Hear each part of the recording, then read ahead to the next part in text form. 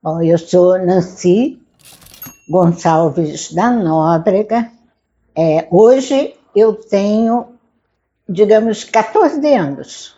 Eu sei que você precisa de uma data certa por causa dos registros, mas eu queria dizer isso, que eu tenho várias idades ao mesmo tempo. A idade cronológica amanhã eu faço 77 anos, mas eu, por exemplo, hoje estou com 14. Já teve dia na semana passada que eu estava com 97, 40, 36, então eu tenho essas variações de idade. Eu sou do Rio de Janeiro, carioca da gema.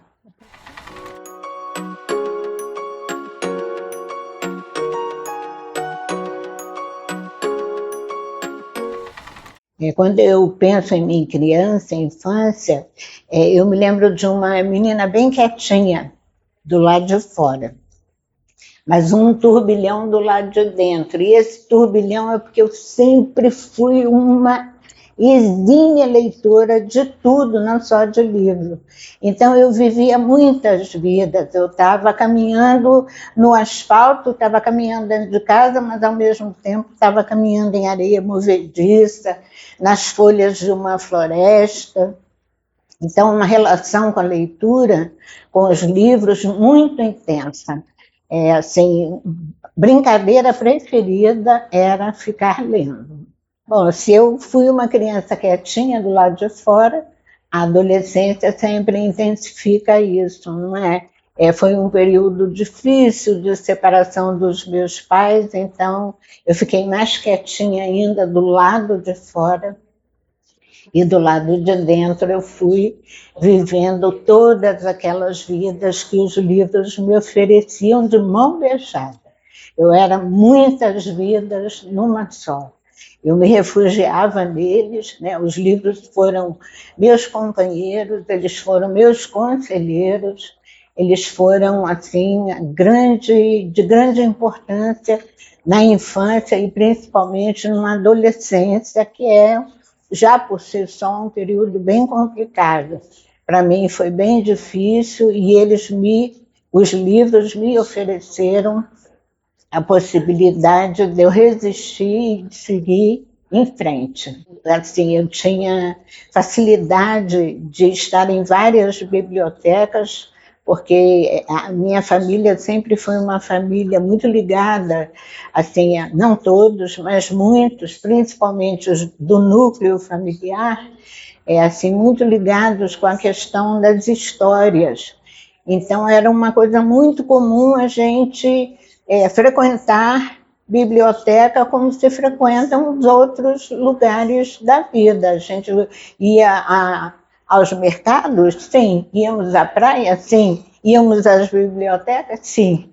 Então, era uma coisa muito comum eu caminhar, né, por livrarias, por bibliotecas, e na minha própria casa os livros faziam parte, compunham os ambientes da casa.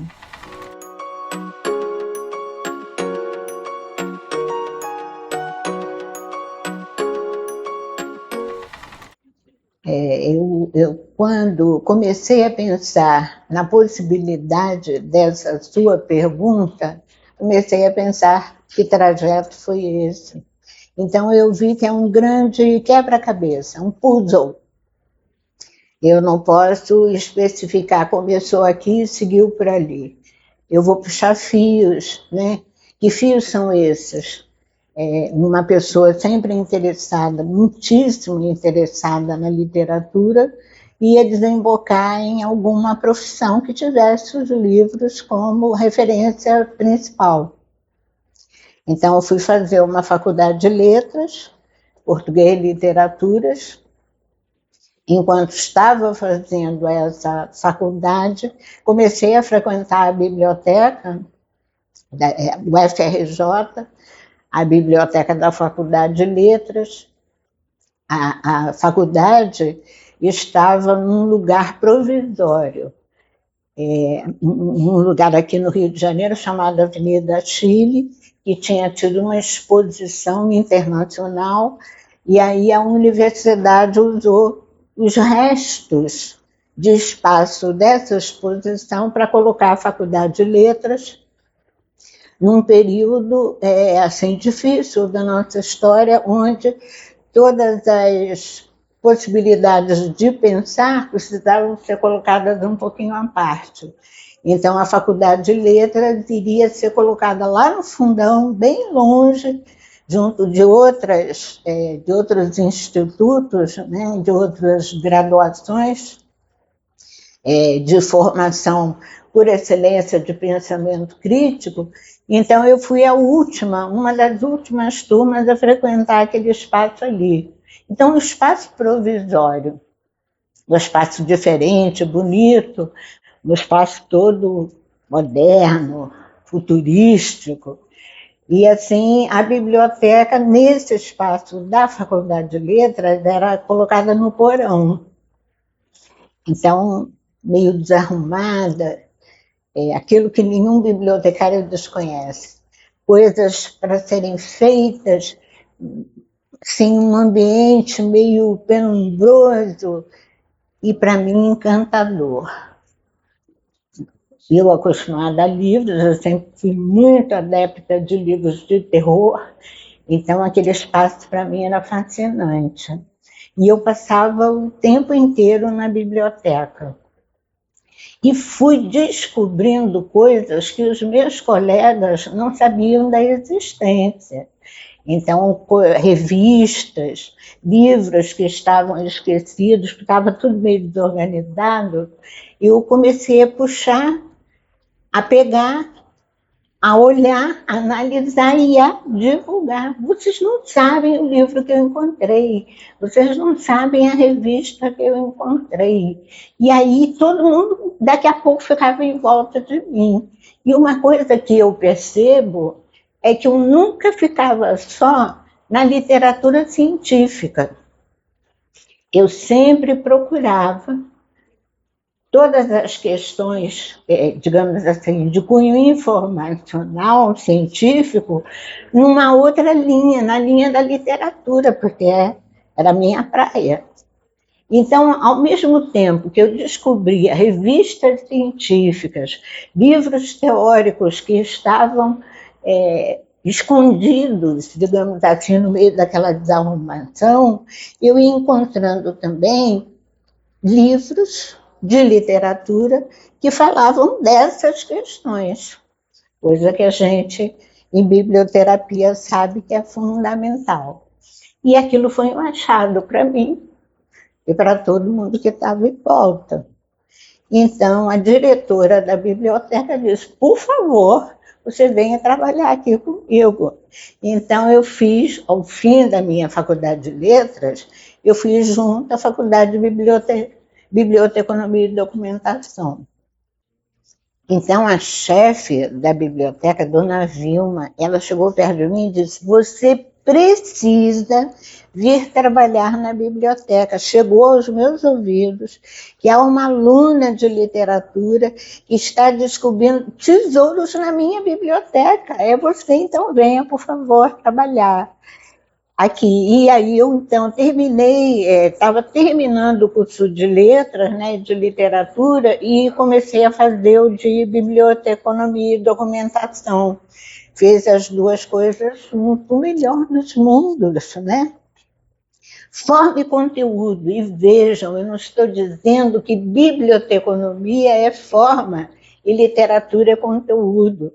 Eu estou dizendo que as duas coisas são, ao mesmo tempo, forma e conteúdo, uma entranhada na outra. Então, o biblioterapeuta que tem essa formação, eu e tantos outros, ele tem uma vantagem. Ele está transitando nesse entrelace, né, de percepção da palavra como materialidade e da palavra como poesia. Então, é assim um trunfo que o bibliotecário tem quando vai fazer biblioterapia, essa junção. E penso eu, se posso me adiantar nas perguntas, que há uma outra coisa, né, muito importante para quem faz biblioterapia sendo bibliotecário, porque já tem o exercício, a experiência da indexação de assunto. Além de ter a experiência da indexação de assunto, ele tem essa capacidade cada vez mais burilada de síntese, porque a indexação de assunto é isso. Então, você vai num livro, num texto de literatura, e você capta, digamos assim, de alguma forma, a síntese daquele texto. Uma delas, a gente sabe que o texto literário é rico demais, mas você pode, né, aprimorar esse trajeto de chegar à síntese daquele texto poético, porque você, como bibliotecário, já tem essa vivência, essa experiência com a palavra. E como que a senhora foi parar lá na biblioteca? Foi depois de formada? Foi... Nessa biblioteca? Na biblioteca que eu estou falando de letras, então, eu fui, né, como voluntária, começando a percorrer aqueles caminhos, a buscar os livros que estavam escondidos, e, de repente, eu passei a ser funcionária da biblioteca. Fui fazer a faculdade de biblioteconomia e passei, então, a bibliotecária.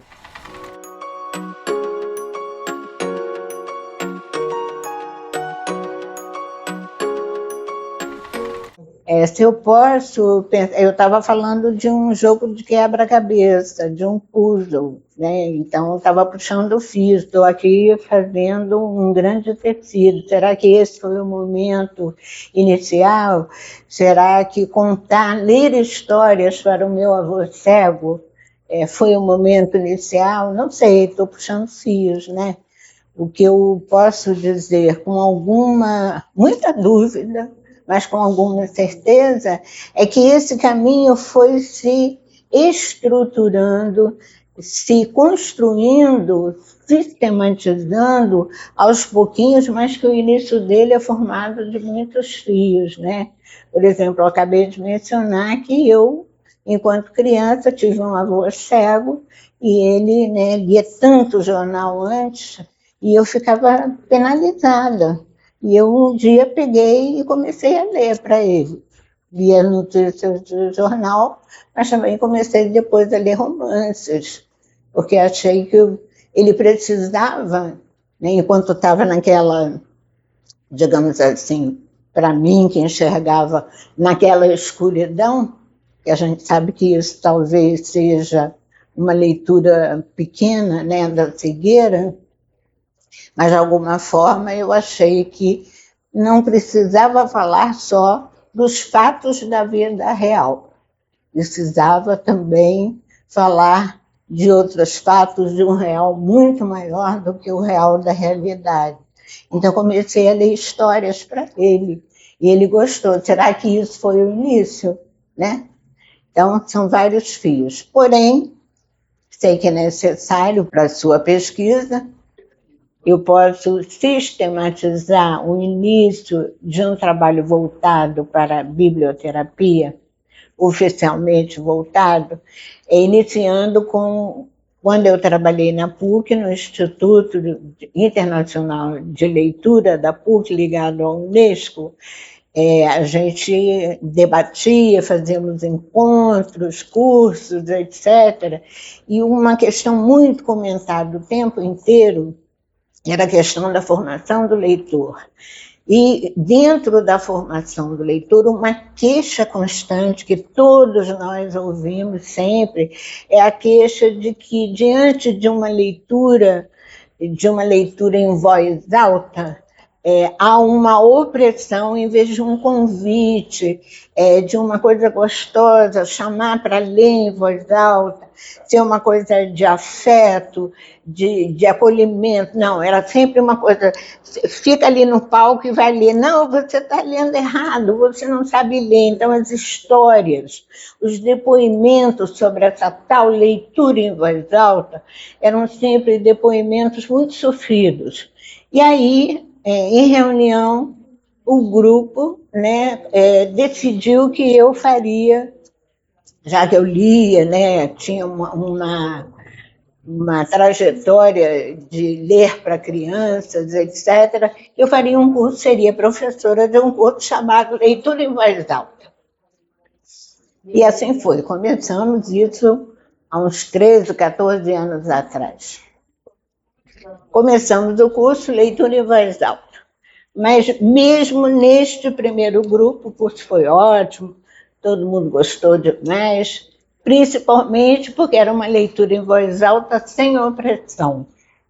Cada um de nós tem uma voz, a nossa voz modifica, a nossa voz na juventude é uma, na idade adulta é outra, a nossa voz de criança é uma outra. Então, esses meandros da leitura em voz alta foram nos levando a verificar a potência que a leitura em voz alta tem uma relação direta, inequívoca, com a potência da literatura, do texto que você está lendo. E aí foi um trajeto normal.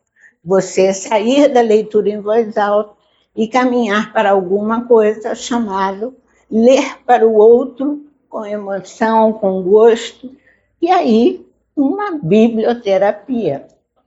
Então, as turmas de biblioterapia, oficialmente na PUC do Rio de Janeiro, começaram há uns 13, 14 anos atrás, eu tenho que ir lá olhar as datas, e aí a minha trajetória como professora desses cursos e como biblioterapeuta começou. Eu sempre quis que os cursos, porque a PUC é uma faculdade elite, digamos assim. Eu, formada em faculdades, em universidades públicas, e indo agora trabalhar numa universidade particular, achei que a universidade particular precisava oferecer de volta ao coletivo alguma coisa que a biblioterapia tinha para oferecer com excelência. Então, eu comecei a trabalhar de forma voluntária com grupos em casas geriátricas, para não usar a palavra vivo. Hoje a gente chama em instituições, né, de longa permanência para idosos, as IUPs. Nessas casas geriátricas, eu ia com esse grupo formado pela PUC fazer um trabalho biblioterapêutico. Começamos em casas, nas IUPs, nas casas geriátricas, e depois passamos para creches, passamos para hospitais e assim por diante. Então, um trabalho voluntário com esse grupo, fazendo esses encontros biblioterapêuticos, né? Tem uma diferença porque há linhas de trabalho de biblioterapia. Quando você trabalha dessa forma, nessas instituições, de forma voluntária, isso tem que ser o foco para pensar todas as questões, né? Então, toda a minha fala sobre biblioterapia parte dessa premissa. Eu estou falando de uma biblioterapia que é um trabalho, um encontro de leitura compartilhado, um encontro voluntário para um grupo. Né? Esse grupo se reúne a partir de um convite, nós chegamos de fora, entramos nesses lares onde as pessoas estão. Eu vou ler que as pessoas estão de forma ou permanentemente ou momentaneamente de forma fragilizada. Elas estão ali numa morada que não é a morada que elas construíram ao longo da vida. Então, isso tem que ser o meu norte para a seleção dos textos, o meu norte para a forma de trabalho, o meu norte para as minhas colocações diante da instituição, porque eu sou um grupo que vem de fora. Estou entrando na casa do outro para encontrar um grupo que eu estou aqui chamando de fragilizado, com todo cuidado, porque fragilizados somos todos nós, né? Então, eu não estou trabalhando, eu estou ao mesmo tempo trabalhando com um indivíduo, mas com um coletivo. Então, isso tem que ser premissa para o meu trabalho.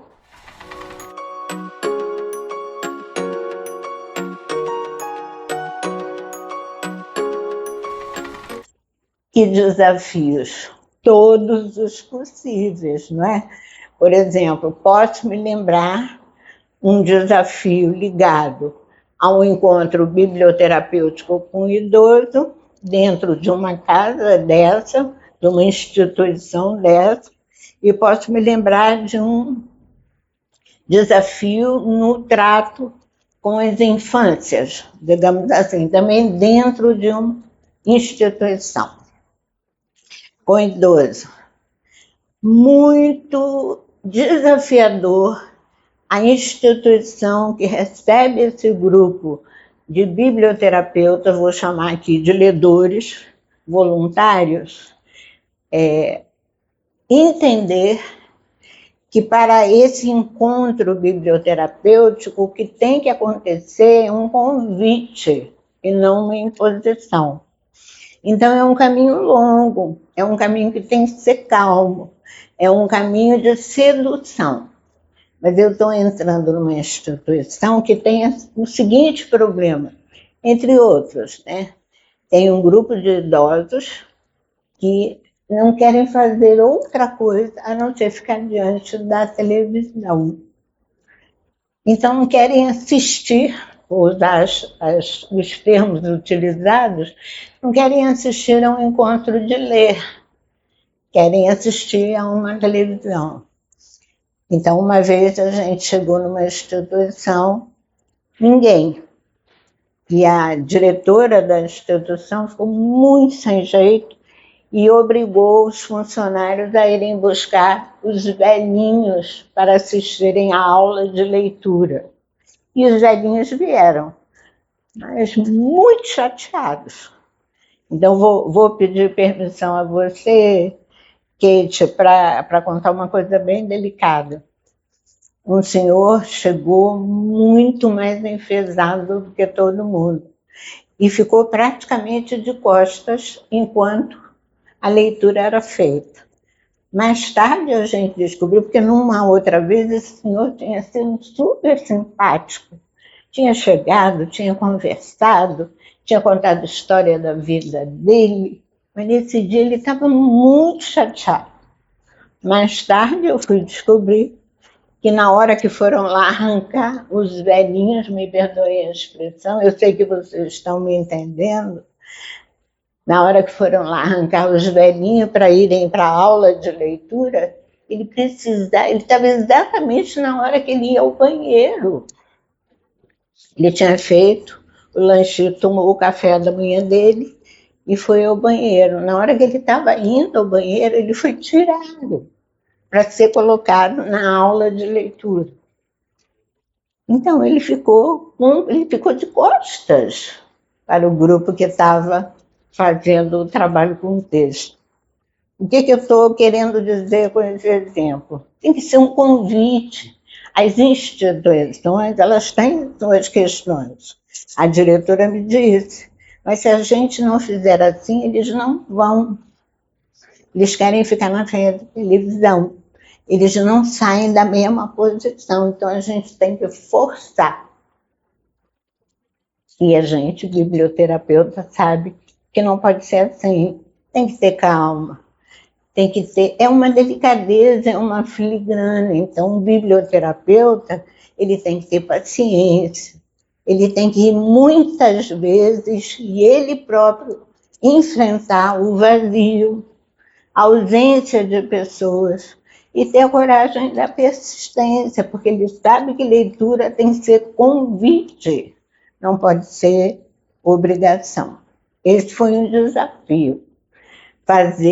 Vou resumir, fazer com que a instituição perceba que vai ter muitos encontros onde a sala vai ficar vazia. Fazer com que a instituição perceba que não pode puxar o seu Antônio, vou chamá-lo assim, não pode puxar o seu Antônio do momento dele íntimo, de necessidade a cumprir, para ir lá e escutar a leitura, percebem? Não sei se consegui explicar bem a questão do desafio. Desafio relacionado à criança. Na creche, o encontro biblioterapêutico não podia ser feito na sala de aula, tinha que ser feito na biblioteca. E eu, enquanto coordenadora do grupo, precisei ser firme e dizer que a biblioteca maravilhosa, todos sou bibliotecário, sei o trabalho que a biblioteca pode fazer, mas ali a gente tinha uma intenção percebida a partir de um longo processo de compreensão do que estava acontecendo. A gente percebeu que era fundamental que o encontro acontecesse dentro da sala de aula, para juntar, ou melhor, para não separar a literatura como a festinha, o complemento. Aqui na sala de aula é lugar de pensar sério.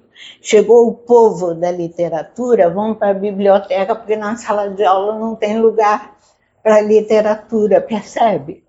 Então, ao compreender isso, foi fundamental manter um encontro biblioterapêutico dentro da sala de aula, para perceber que a imaginação, que a fantasia, que a poesia, que o texto literário constrói conhecimento tanto quanto o texto científico, digamos assim, para não corroborar que a biblioteca é o espaço da festinha. Vamos pensar sério na sala de aula, agora para descansar a nossa cabeça, vamos para a biblioteca ler livrinho. Perceberam qual era o pensamento que precisava ser desconstruído? Então, o desafio de permanecer com o encontro biblioterapêutico dentro da sala de aula, como espaço fundamental para esse encontro, né, da literatura com construção de conhecimento também. Uma coisa que eu gostaria de acrescentar, assim, quando eu penso nesse quebra-cabeça, né, que eu mencionei, que é quando começou o trabalho com a biblioterapia, como foi sistematizado, e eu estou dizendo que eu fui puxando fios, acho interessante tecer esse grande tecido, puxando mais alguns fios. Um deles é uma experiência que me atingiu, claro, como biblioterapeuta e como pessoa, né? Isso não está dissociado, é uma experiência que eu vou contar com muito cuidado, é uma experiência muito emocionante. Todo biblioterapeuta certamente tem muitas experiências para contar, então eu contarei essa. Das determinadas casas geriátricas, o trabalho já estava sendo desenvolvido há um tempo, já havia toda a empatia. Quando chegávamos era muito bonito, porque os idosos todos estavam praticamente nos esperando na porta, e a gente ia entrando, como passou o grupo, né, conversando, como é que foi a sua semana, e todos iam sentando, arrumando as cadeiras, uma coisa muito da gente acreditar que o trabalho já estava começando a se solidificar. Por que eu estou trazendo essa questão? Porque, para mim, a questão da biblioterapia é uma questão muito mais construída com muitas dúvidas do que com certezas. É sempre, para mim, a grande palavra-chave da biblioterapia é será? Será? Porque é um trabalho tão envolvente, é um trabalho tão bonito, tão apaixonante, que a gente corre um risco imenso de achar que está indo num caminho tão perfeito, tão certo.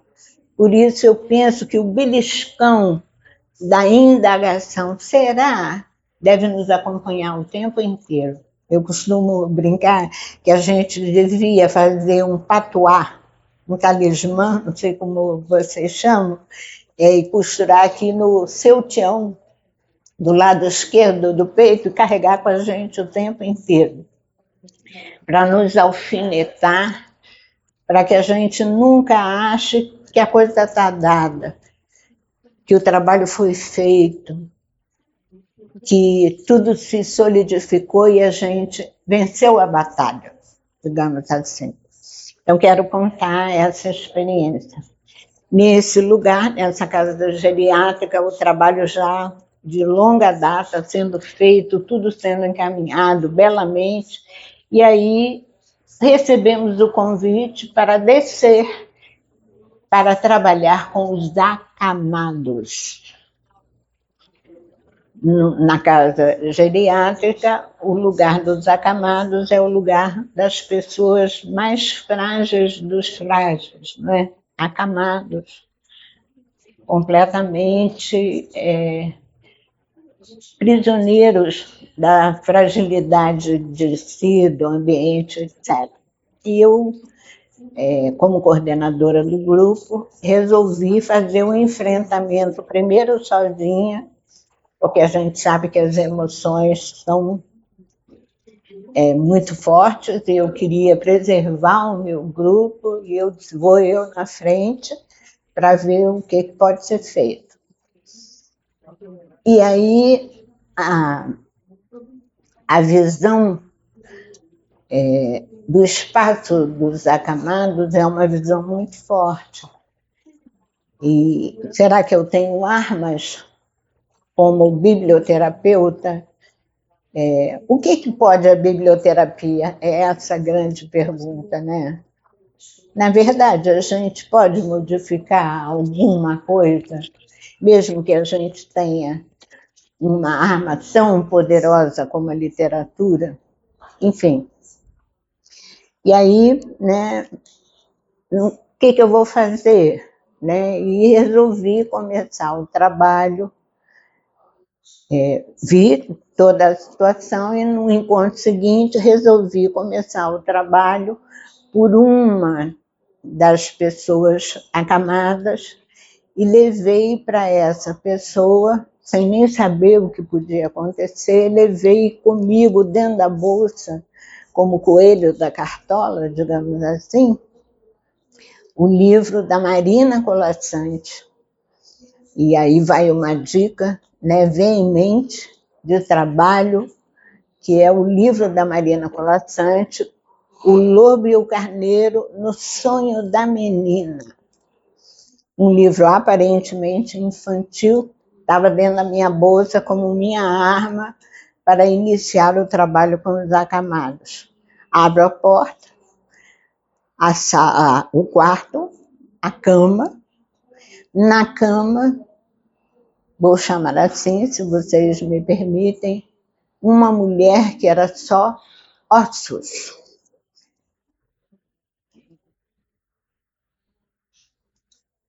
Era uma mulher, eram ossos, né? Era um ser, mal respirava com dores, via-se nitidamente, e o olhar, né? Olhos muito grandes e um olhar muito penetrante. Eu cheguei perto, na medida do possível, até onde podia me aproximar, disse o meu nome, e aquele olhar, aqueles olhos olhando para mim. Que leitura Que trabalho pode ser feito de biblioterapia com uma pessoa, um companheiro de compartilhamento de leitura nessas condições. Então eu resolvi mostrar o livro. E a cada personagem que aparecia do livro, o lobo, o carneiro, a menina, eu apontava e dizia com muita força, olhando bem nos olhos dessa mulher, que eu vou chamar Mulher dos Ossos, com muita força olhava para ela e apontava. Dizia a palavra com força também, apontava digamos, a personagem no livro. E o que aconteceu, né? Fechando o livro, o pouquinho tempo, porque tem que ser um tempo diminuto com os acamados, o pouquinho tempo que a gente esteve ali naquele contato, ela, eu e o livro, Marina, a menina, o lobo, o carneiro, fizemos algum contato. Quando eu estava saindo, disse que olhei para ela no fundo dos olhos, disse para ela que ia voltar, ia dizer, sou Nancy, volto da próxima vez. E antes que eu saísse, o que aconteceu? Ela fechou e abriu os olhos. Posso estar lendo errado, porém, para mim, aquele abrir e fechar dos olhos foi um sim. E isso me deu forças para voltar e de novo ir e acompanhá-la com outros livros, e sempre com aquele também, porque aquele livro ficou sendo a nossa chave de abrir alguma porta, até que ela não estava mais lá, ela se foi. Por que eu estou contando essa história? É um desafio, não é? Não tenho nenhuma certeza sobre isso, só tenho dúvidas. Será que eu posso fazer desse abrir e fechar os olhos de uma mulher que estava quase no limiar? Posso traduzir isso como um sim? É uma pergunta que eu deixo aqui no ar. Será que a biblioterapia consegue esse encontro? Será que a literatura consegue, pelo menos, esse alívio? Não sei, mas continuei. Achei que aquele abrir e fechar de olhos foi um sim para que eu pudesse continuar.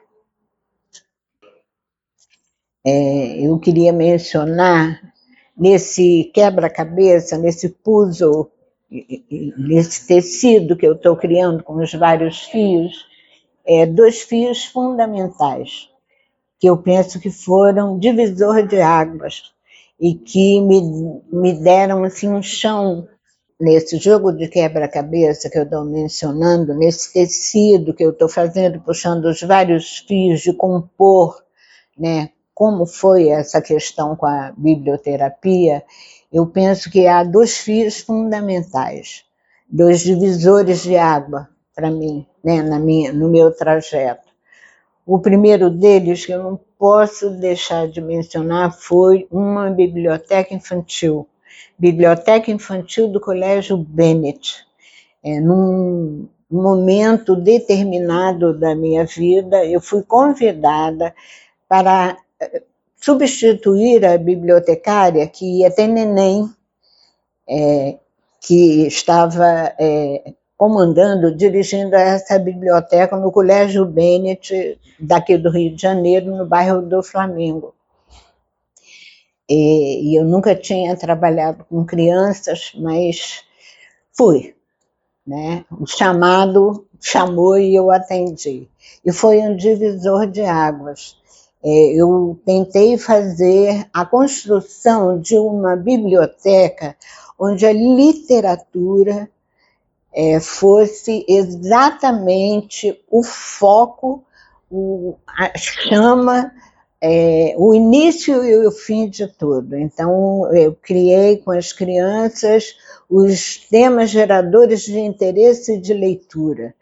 E a cada ano, então, nós elegíamos como uma grande votação, com cabine de voto, etc., com campanhas, o tema que seria o tema trabalhado no ano seguinte. Foi um trabalho fundamental e que transformou, digamos assim, posso eu dizer, porque eu estou ouvindo aqui as coisas, né, que me disseram e me dizem ainda sobre essa biblioteca, transformou o colégio, né, fazendo com que o colégio agisse a partir dessa biblioteca.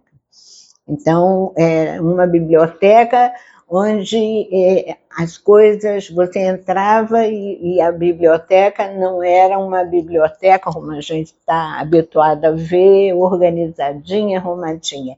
Ela era um furdunço de alegria, uma biblioteca onde os livros estavam, né, organizados de maneira outra, digamos assim, né?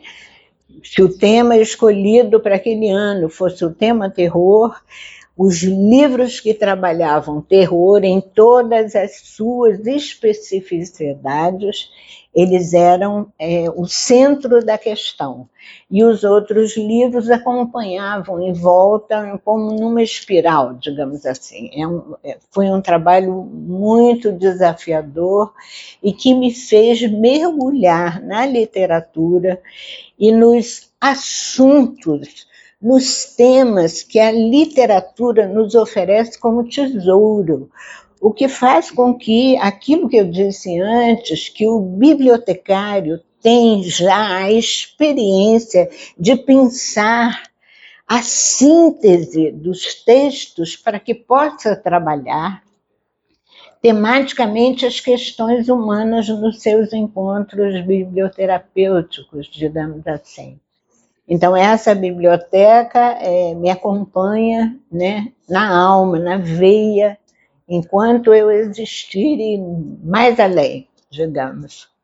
E o outro divisor de águas foi um projeto, um programa de leitura chamado ProLer, capitaneado pela Eliana Yunes, pensado a partir de um trabalho na Biblioteca Nacional, na direção do professor Afonso Romano de Santana, e nós percorríamos como uma caravana enlouquecida de amor e de poesia o Brasil inteiro. E esse programa nos fez conhecer a força do Brasil. É impressionante como nós desconhecemos o Brasil. Nós chegamos, né, nos cantos mais recônditos, no Brasil profundo, na ancestralidade disso que a gente chama Brasil. Conhecemos pessoas maravilhosas, tanto levamos como recebemos artistas, poetas, encantadores, né, dizendo da potência da palavra poética, da ação poética, da arte. Esse programa, todos nós, né, que convivemos, né, nessa caravana enlouquecida de beleza, digamos assim, construímos particularmente, coletivamente, alguma coisa muito potente relacionada à literatura e à arte. Então, ProLer, né, esse Programa Nacional de Incentivo à Leitura, foi um divisor de águas e que me reforçou para fazer o trabalho com a biblioterapia.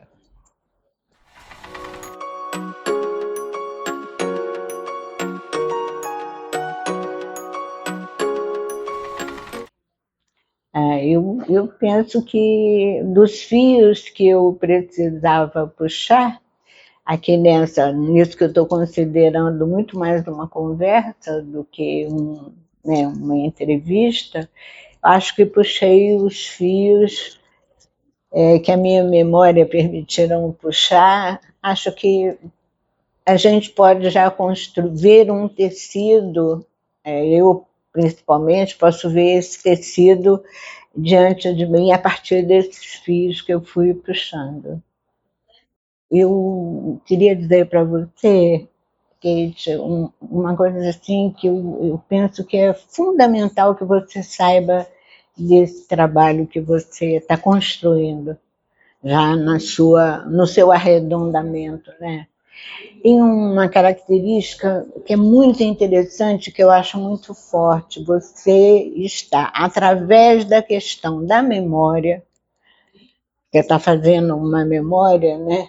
Então, você está, através da questão da memória, você está ao mesmo tempo trabalhando a questão do pessoal e do coletivo, né?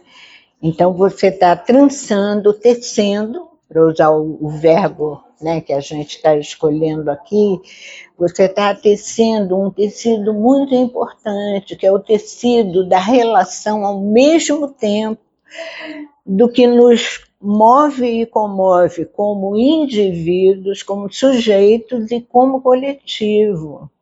Então, você está pensando na memória de bibliotecários que trabalham com biblioterapia. Então, você está pensando num coletivo e, ao mesmo tempo, você está iluminando com essa tela esse olhar de cada um de nós que estamos aqui olhando para você, respondendo a pergunta. Então, uma memória afetiva, um traçar as nossas vidas, mesmo que de maneira, algumas organizadas, arrumadas, outras mais dançantes, vou chamar a minha de dançantes, se você me permitir, você está construindo, tecendo, né? Isso que é fundamental. Não existe memória pessoal sem o coletivo. Não existe memória coletiva sem o pessoal. Então, o seu trabalho é uma corroboração de que a memória tem, ao mesmo tempo, tecida em si, entramada, entrameada, entrelaçada, o coletivo e o pessoal. Então, acho isso uma coisa bonita demais no seu trabalho, queria te dizer.